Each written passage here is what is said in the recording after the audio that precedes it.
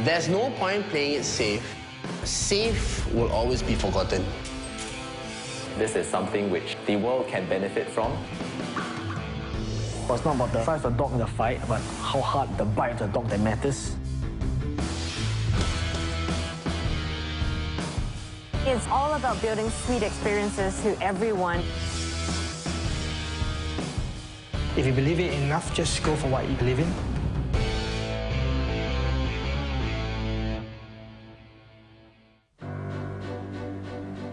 Hard-nosed pragmatism guided and defined Singapore's ascent to being a global contender. Now, a new passionate era has emerged, born of those pragmatic principles, and creating a city of opportunities. Talented and passionate daughters and sons are taking Singapore to ambitious new frontiers. As they spread their wings, these Singaporeans carry along their nation's hopes.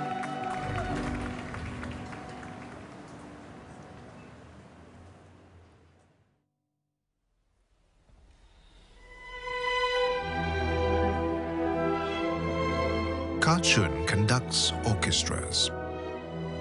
Singapore-born and bred, he attended the Yong Siu To Conservatory at the National University of Singapore.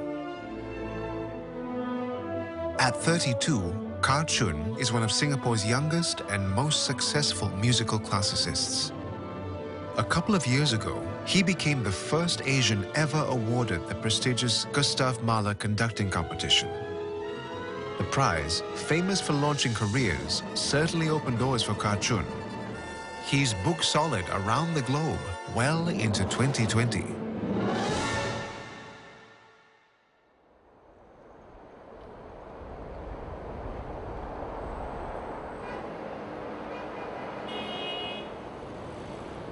The world literally has become his stage. Today he's in Shenzhen, China. In a few days, Kah Chun will be leading the Shenzhen Symphony, a booking that feels like a homecoming. I have so many friends who's playing in this orchestra that I used to study with. And 2, 3 of them actually saw my very, very first conducting experience back in NUS, when I was still a first-year student.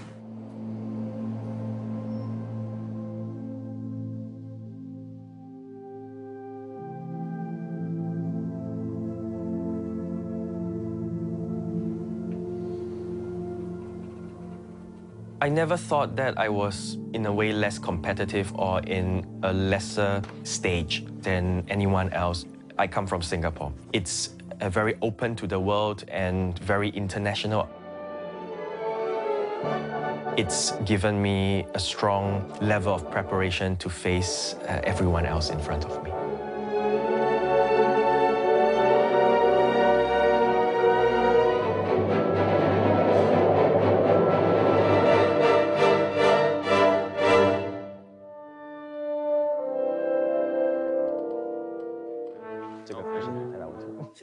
One Singaporean artist is preparing to extend his reputation. Another is celebrating a milestone.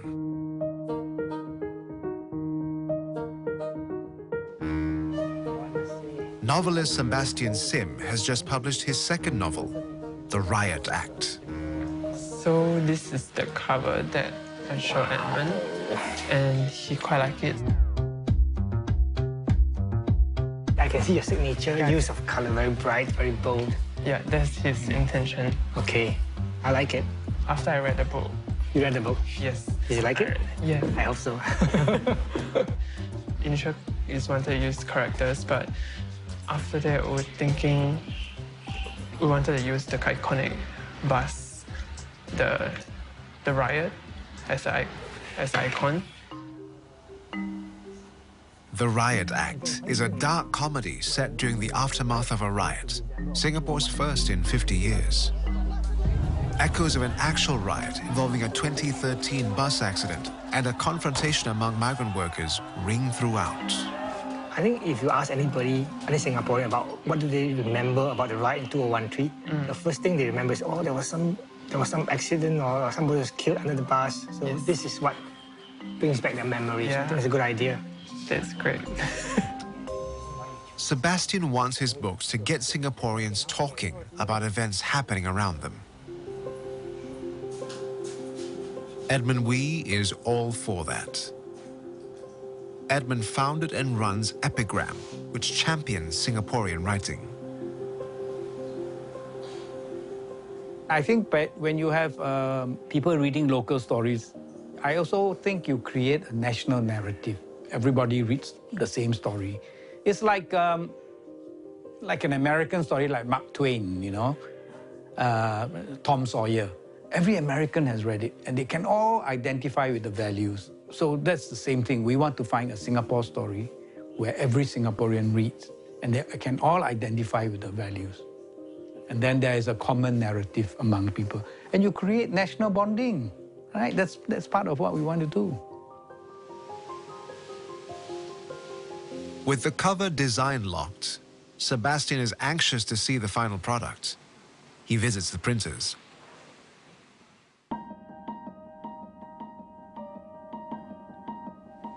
It's a vivid moment for the author, who just turned 52. This is Sebastian's second book. He has spent half a lifetime paying his dues and honing his craft, patiently awaiting his chance to make his own success. That time has come. The Singapore I grew up in is very different from Singapore today. Those were nation-building years. For the first time in its history, Singapore has a plan for national development, a people's plan. So the focus of government, of the society, is on building the nation. So there was very little attention paid to the arts. Primary and secondary, with playing fields and big halls. Looking back, I can understand why that is so. It's just an era. If you're born in an era, you have to live with the conditions and the restraints of the era.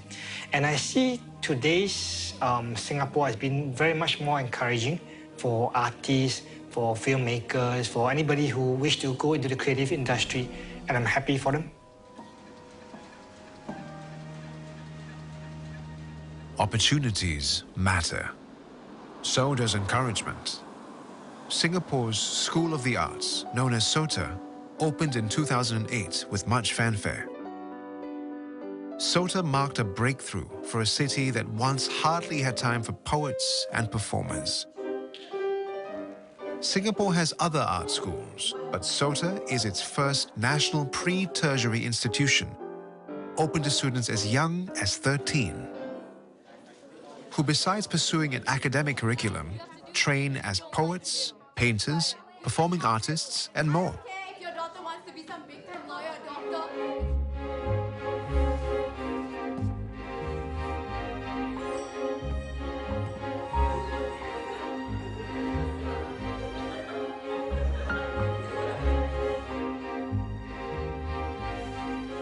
Dancing really is my passion, and even no matter how much the money it is, as long as I'm on stage, seeing the smiles of people that are watching my performance, it's enough for me.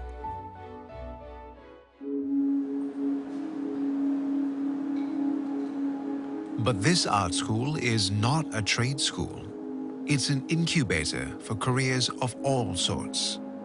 I'm not planning to become an artist when I grow up. It's not that I gave up my passion for the fine arts. I think it was rather I found passion in somewhere else to do either architecture or product design, but coming out with new inventions that could possibly alter the way we live.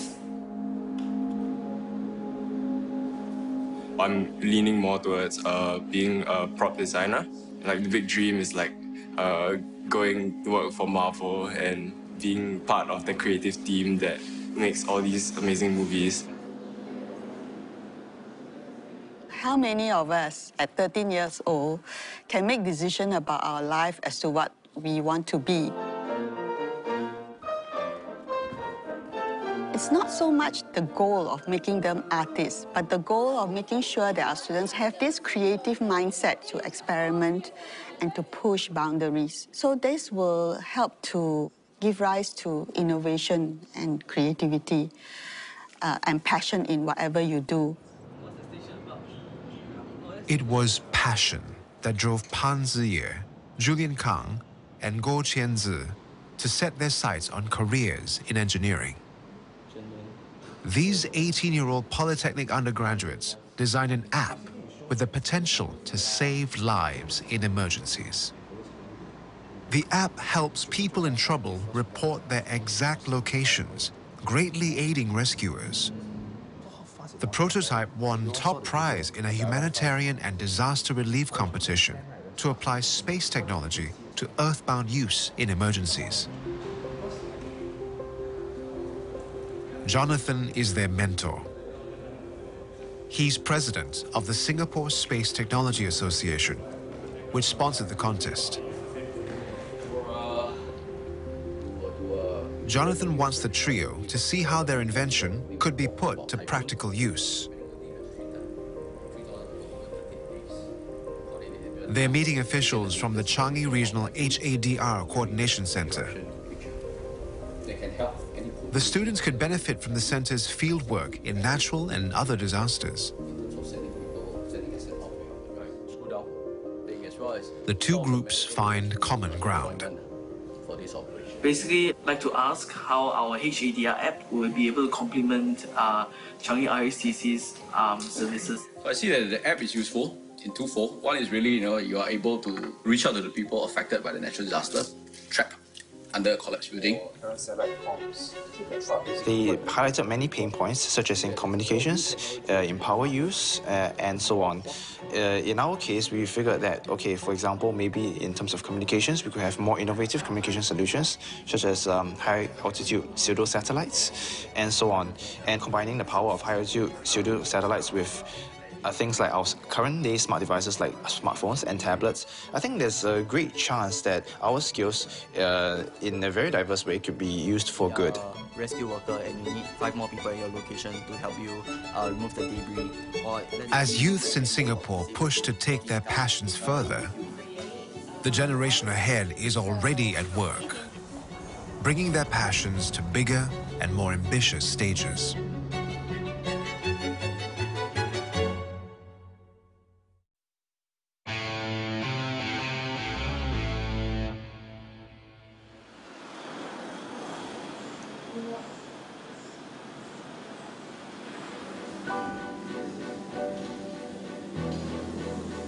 It's opening night. Singaporean artist Priyagita Dia's first solo exhibition gets a warm reception. Priya calls the show Upgraded. She based the exhibition on pieces she fashioned for public installation at a HDB block. That work raised eyebrows, provoked talk, generated complaints about vandalism, and discussions about art in public spaces. This setting is less fraught, but still open to critique. To put it in a gallery space, it welcomes the whole idea of how art can transform. For me, it's more about finding this balance as an artist. If I'm welcome to exhibit in a gallery setting, for sure I would do it. But obviously my focus is more on the public setting, and I'm just gonna put more gold in public versus putting gold in a gallery. Public installations generate no revenue. Gallery sales might. And a gallery show attracts useful attention. I think Priya has really pushed the boundaries because she's put art in our living spaces, in an HDB flat where one does not think about art being on the staircase or flying down from corridors, and she's really made us think about it, and that is a good thing. I think it's time that we support our young artists in what they have to say. They're giving a voice to the community. I think that's very important, and I think that is one of the many functions of contemporary art. It's going awesome, actually. The crowd is actually coming in. I've been speaking to visitors and stuff, and they've been like asking me about the work, like congratulating me, and some of them actually say, "Oh, I've been following you, I've been reading you on the news." So yeah, they actually want to come and see me and my work. So that's great. Yeah. Priya's work stirs thought and debate about art's role in Singapore. A Singaporean artist of a very different stripe is desperately seeking a higher plane. Stand-up comedian Faka Fuzz wants to go bigger. He's come nearly 9,000 miles to Los Angeles, California, to see if he's got enough game to hit the big time in the USA. Fuzz is trying to get a feel for a place he's never experienced, but feels he knows intuitively from TV, movies, and pop music. You out here trying to be an actor or something? Nah, I actually do fashion. Oh, right. Yeah. So how do you come up with your material? I mean, like this, man. I talk talk things, you know. And you find out, and then you find out about things, you learn about things. Coming out tonight for the show? Yeah, come on, man. He has only a few days to book gigs, work up material, and test himself in this capital of comedy.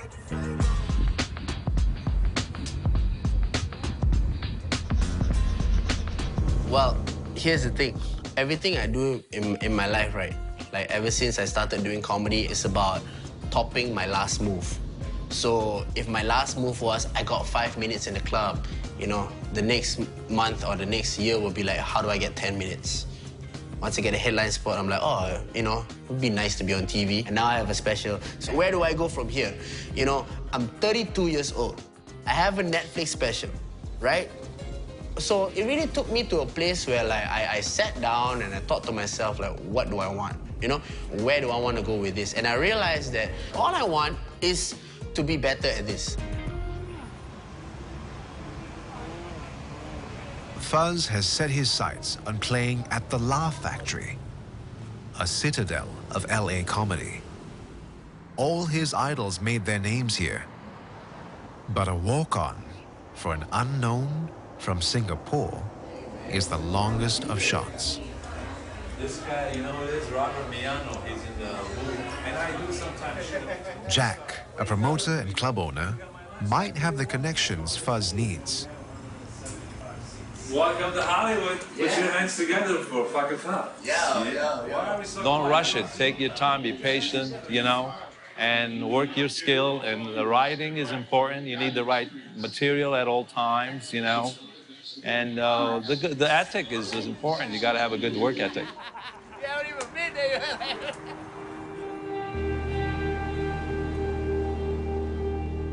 I've got to take myself to a place where I am not comfortable. Like, it's way out of my comfort zone. I start from zero. Nobody knows me, right? And I'm over there, and people look at me like scum, and I'm like, you start from 3 minutes again, right? And I'll try to impress them with that. Fuzz is maneuvering toward a career high. Sebastian Sim is enjoying a new leg on his journey as a writer. Good afternoon, everybody. Thank you very much for coming down to mark the release of The Riot Act. That's this book over here by author Sebastian Sim. First of all, The launch has drawn Singaporeans eager to support local authors. Want to market for people who buy books. So Singaporeans who live and breathe the Singapore environment can tell the story the most honest way. And I see that as a calling as well. I'm hoping to create a body of work about Singapore stories, how life was like for people in the 60s, 80s, over 2000. So I make it a point to make it Singaporean. And having all these 50 years of memory in my mind helps a lot, of course. Yeah. Now, the book is actually on sale. You're never born in the wrong time, you know? Whatever time you're born into, that's your given time. You make the best out of it. The fact that I took so long to see my first book published it's a journey in itself, and I enjoy every moment of it. Every setback, every obstacle you face is something that grows you, that you learn something from it. So it's never a wasted journey.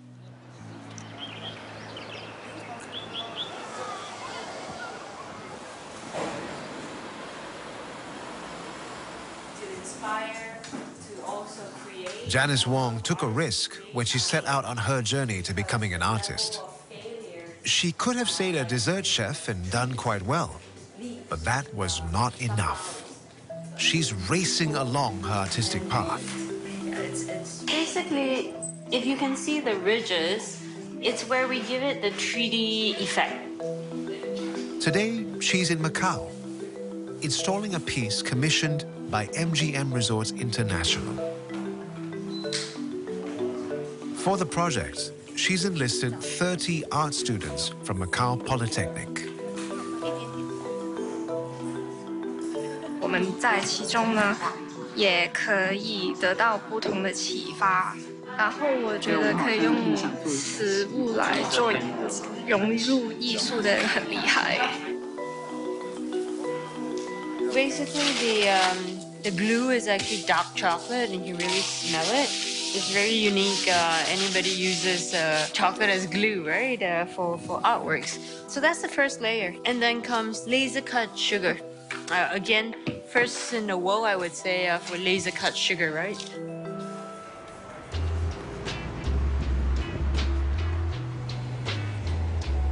In Los Angeles, California, Fuzz is trying to book himself into a legendary American comedy club. Marty, who runs open mic nights around town, knows the LA comedy circuit.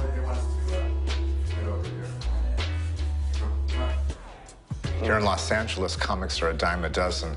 Yeah. So people actually have to pay to get on stage to perform. One of the biggest clubs, the Laugh Factory. Yeah.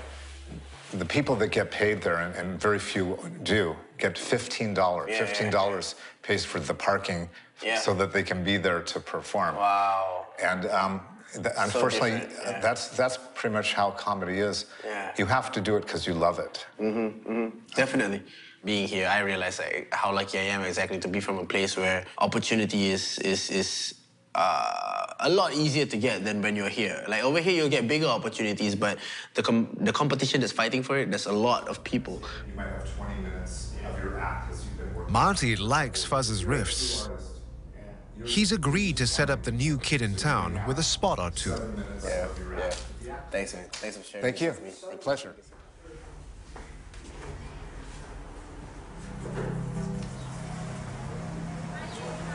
Now to develop fresh material. Thoughts of home color Fuzz's writing. My truth is, in LA, I am from Singapore, right? And they don't know where Singapore is, right? So if they don't know where Singapore is and I am from Singapore, I have to tell them, okay, my story is from Singapore. I have to tell them where Singapore is.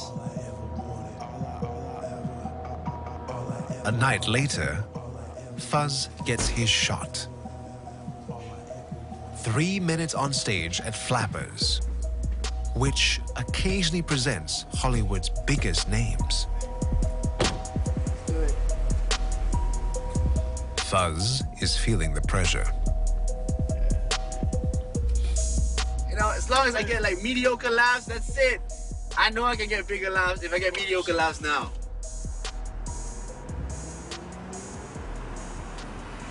This next comedian just came in from Singapore. It's his first time here.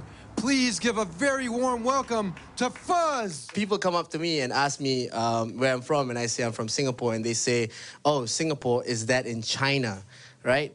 On his first gig in LA, the unknown from Singapore fails to find his footing. With Kim Jong-un. This is usually the part where I have the big ending, but I totally forgot what I was supposed to say. This is that part. In fact, they're filming me right now, and they're expecting like a big closer, you know, and I have nothing, right? Okay, the ending joke didn't hit as much as I thought it was gonna hit. And today I felt like I just wanted to be genuine with it, because once you start searching for it in your head, the audience knows. The moment you are uncomfortable on stage, the audience knows. because the audience can feel it. Like right now, especially for this trip, the most important thing for me is to be as smooth as possible while being as genuine as I can.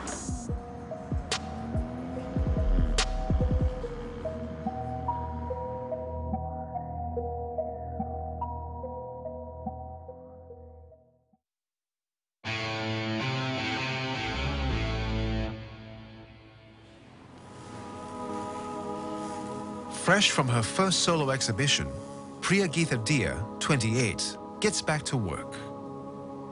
She isn't supporting herself with her art yet. So she's a gallery sitter, staffing the room and selling pieces.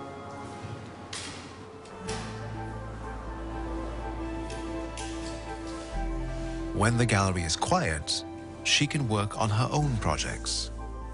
In a few days, she's heading to the Philippines for her first show abroad. It's for an exhibition in Cebu. I'm actually working with Batik Textile and the use of gold for this exhibition. The theme of this exhibition is actually called Tropical Escapism. The works explore attitudes toward life in the tropics. It's actually quite important because it's like my first international exhibition and I'm actually quite excited to be part of it. Sort of like representing Singapore in some sense.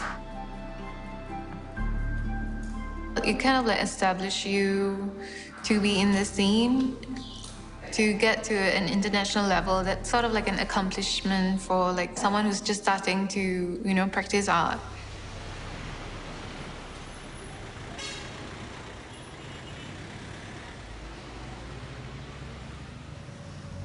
Priya's optimistic about her maiden international debut. At Cebu, she learns that she's showing with much more established artists from Japan, the Philippines, and the United States.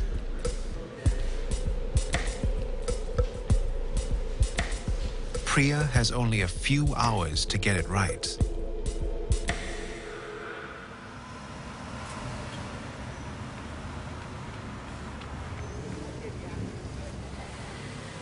In Bangkok, Singaporean wrestler Andrew Tang, fresh from a fight, gets wonderful news.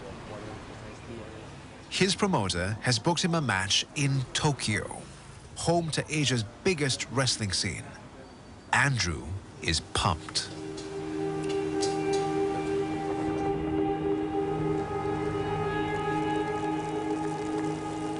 If I do well in Japan, it will definitely open a lot of doorways of opportunity for my wrestlers in SPW and in Singapore. Hopefully, they will take notice of me, and of course, I can recommend like some of my other deserving, talented wrestlers from Singapore to head over to Japan. We can both make a statement over there.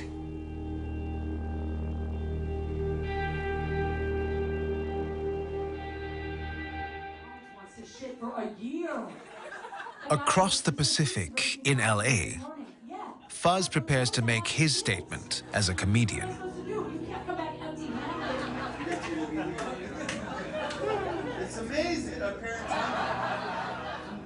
Fuzz lands another comedy club gig. The other night, he flopped.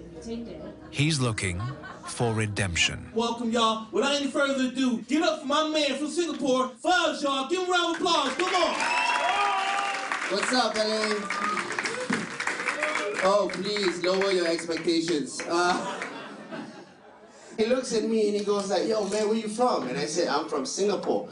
And he asked me, what do I do for a living, right? And I said, I'm a comedian. He looks at me and he does, they let you tell jokes in Singapore? And I said, no, not while you're chewing gum. You know what I'm saying? You have to get out of your comfort zone. You can come back to Singapore and share the experiences you have. That is paying tribute back to the place and where your roots are. But when you travel outside, you realize how much wider your perceptions can be if you actually got out of it and experienced new things outside of your country. Just when she said that, the snake started moving towards her. She's like, kill it, kill it, kill it! Thank you very much, guys. My name is Fuzz. See ya.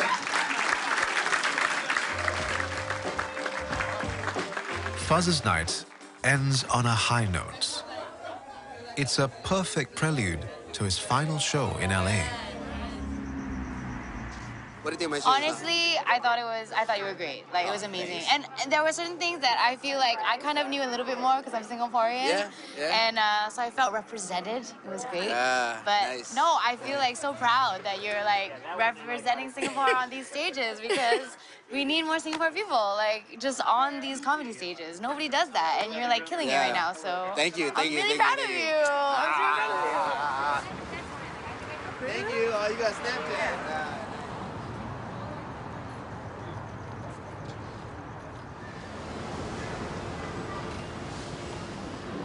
In Shenzhen, China, Ka Chun is about to rehearse again with the local symphony.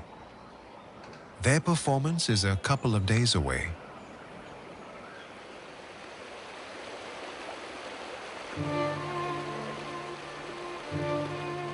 Ka Chun has spent his life climbing the musical ladder.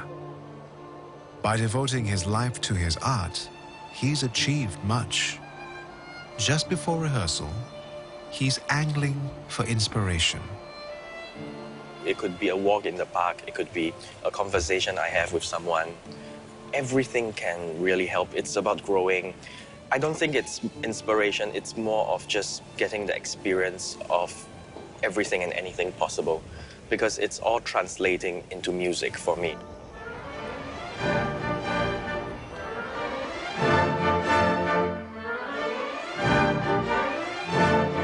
他是一个非常有激情的一位指挥家，在每一个乐章的这个重点、最高潮的这种音乐的地方，他抓得非常的好。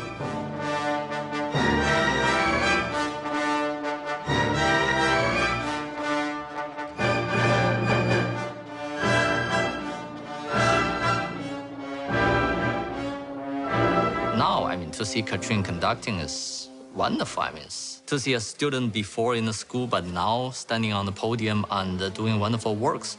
And now his musical ideas and the gestures, everything is very mature. For us, this is such a payoff to see Singapore brought out such a wonderful talent. Ka Chun's talent had been nurtured through a lifetime of friendships with teachers and peers in different settings. Now, he pays it forward and inspires others. He started Project Infinitude, which gives less privileged Singaporean preschoolers access to the joy of music. This is a word that I'm always very nervous about, career, you know. Even today, I don't like to think about me being in the music career, this word career. I just felt that this was a passion, this was a hobby, so there was never also a point where I thought, I want to make this my job. I want to be a musician, but it's the same as saying that, you know, today I want to eat huo guo, or today I want to eat a steak, and it's not a kind of saying that this is, yeah, this is my career. This is my dream, but it's not a career.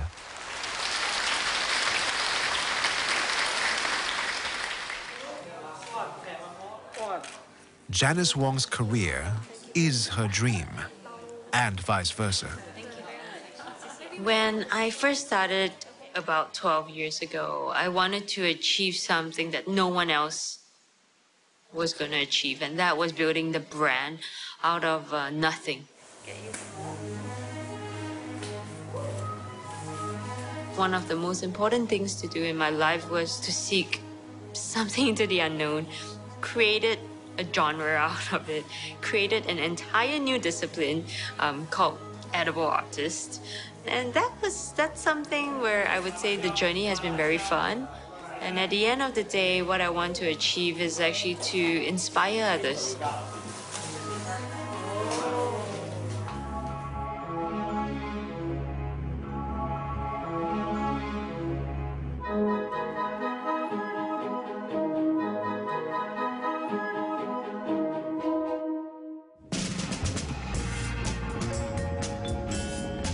Fuzz is locking his sights onto his last appearance in LA before coming home.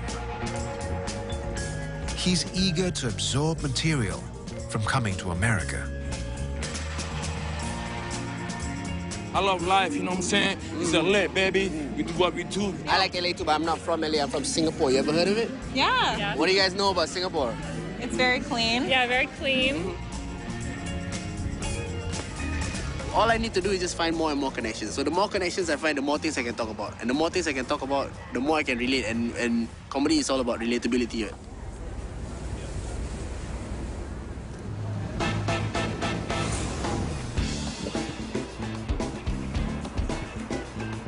On the American East Coast, Janice is recalling her younger days in New York City, where she spent 2 years interning as a dessert chef.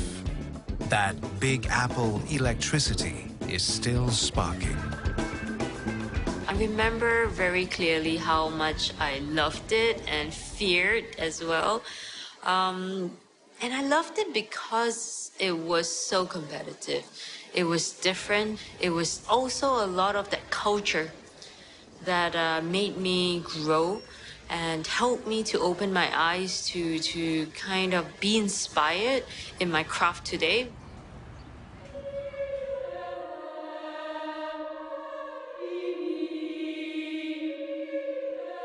Janice is at the Metropolitan Museum of Art to execute a commission.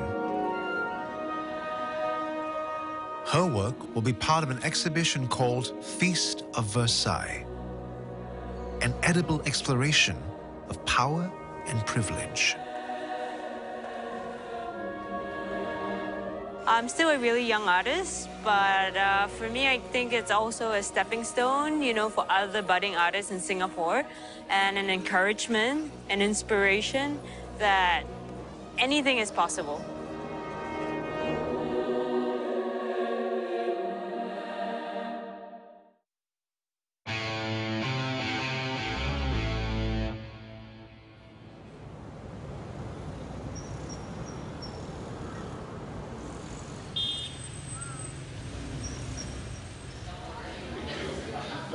Opening night in Cebu, and Priya is on the scene, making her international debut.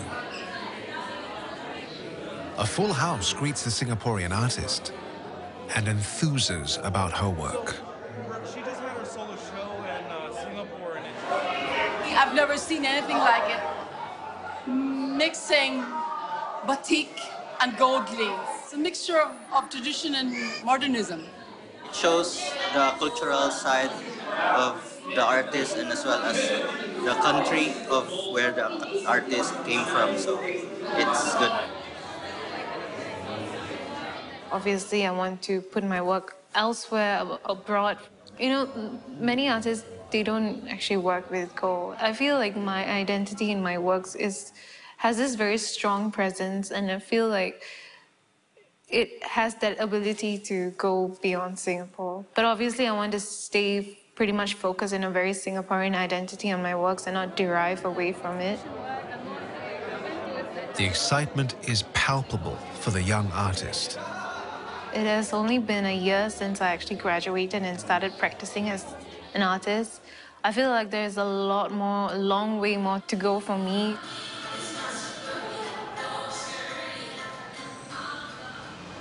Other Singaporean movers and shakers are looking at long roads too. Within days of a grueling match in Bangkok, Andrew Tang is back to training hard. Champions don't rest. It's a hometown thing.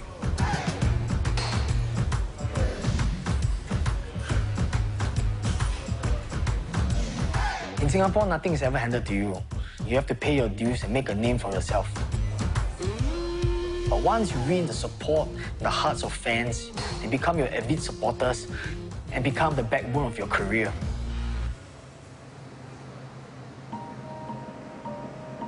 I'm gonna try to work with some material that I've actually written here. I mean, it might not be the most done material, but it's definitely at a stage where as long as I can connect to them, I can make people laugh at the Laugh Factory, and I can do my set from A to Z perfectly, I'm happy.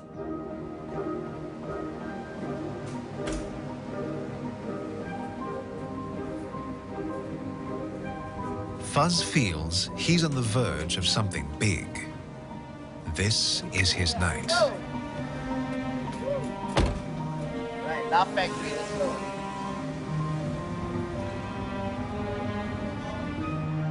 Oh, we're here. We're at the Laugh Factory, the legendary Laugh Factory. Woo! The Laugh Factory is among the most prestigious comedy clubs in Los Angeles. A spot here is an enormous deal. On a stage where stars hold forth and audiences take no prisoners.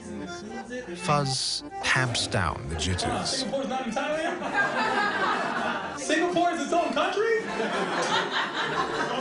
I need everybody to put their hands together for the international sensation, my boy Fuzz!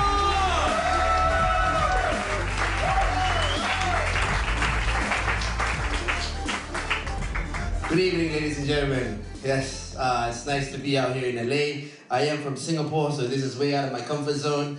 However, It's called the world famous Laugh Factory because it's literally world famous. Richard Pryor, Kevin Hart, Dave Chappelle, Dane Cook, they all were made here, right in this building. So it's a lot of history and it's a lot of future.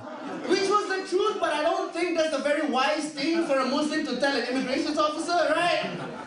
I thought he was very funny, very intelligent. I thought it was too short. I wanted to listen to him longer. What Fozz did today was not just amazing, it was historic, it was fascinating to watch. He educated, he made us laugh. I didn't even realize that he would even know simple things about American culture, but it just tells you and shows you it is a small world after all. And the things that he was speaking of related to everybody on every single level. He's up next. This is my grand auntie's house. Thank you very much, ladies and gentlemen. My name is Fuzz. I had a good time. I think once I got into it, there was some moments where I was just like really, really into it, you know? They didn't know where Singapore was from. I'm probably the first Singaporean person they've ever met. I came out, small little island, came out, right? Represent Singaporeans, dude. And this is the first image of Singapore they know, Fuzz. That's gonna be the first image that they see here. I was like, oh, you're Singaporean, like that comedian. That's it. That's all I want. Fuzz caps his excellent LA adventure with exuberance. A testament to the idea that you've got to have passion, but also determination. Fuzz knew he had to rise up from his stumble, and he did. Janice knows the same universal truth. Now is Janice's time to shine. To all 5 chefs that have come from near and far to present some really special things for you. I would say that for me was very special. To have an invitation to really make your mark as an edible artist, to have that mark kind of a footprint, not only in Singapore, where it's home, and not only in Asia, but also outside of Asia, where I do not have any presence in. And this is very important. The table's painted in gummy, inspired by the architecture of Versailles and the garden. It's just really such an honor. I think even for Singaporeans coming from 24 hours away, it's just really beautiful to be showcasing, the artwork here.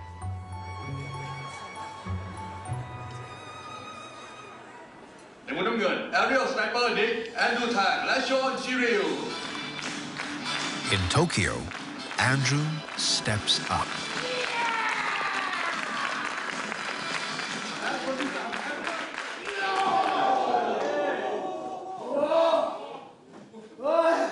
Just a more guy. The crowd goes for it. No one here has ever seen a Singaporean wrestle.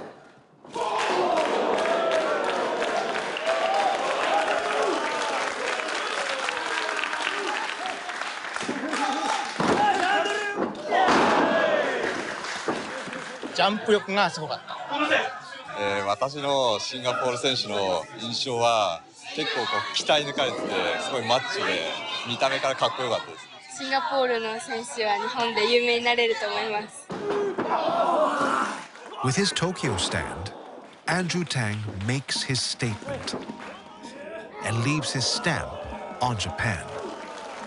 Another achievement in a career he dreamed into reality. Back in the days, everybody would just want a good education, qualification for their careers and a traditional job. But right now, Singaporeans are more open to different career options because I believe they just want to follow their dreams and be happy. Dreams do come true. You know, never stop believing in your dreams. And always just try to fight to actually to make your dreams a reality.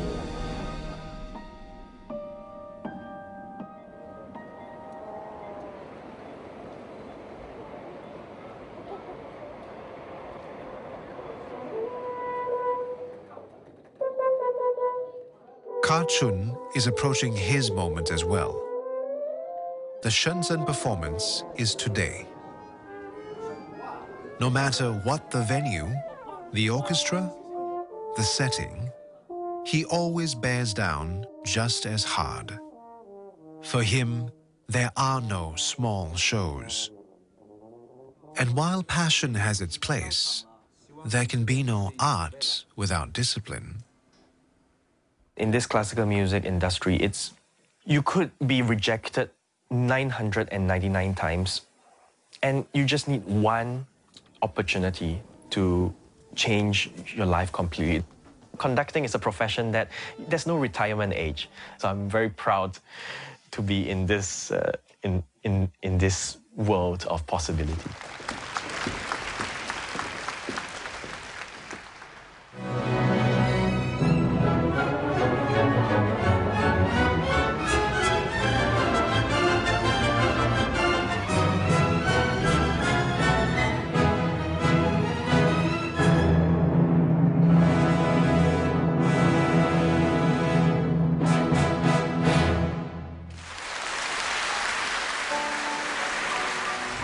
Singapore is a unique place. No resources to speak of, except location and the talents of those born here and drawn here. Singaporeans are unique, passionate and inventive, ready to seize a challenge and make an opportunity. Once, the opportunity was simply to live and prosper. Now, the opportunity is to create new worlds in a world that always needs a little more Singapore.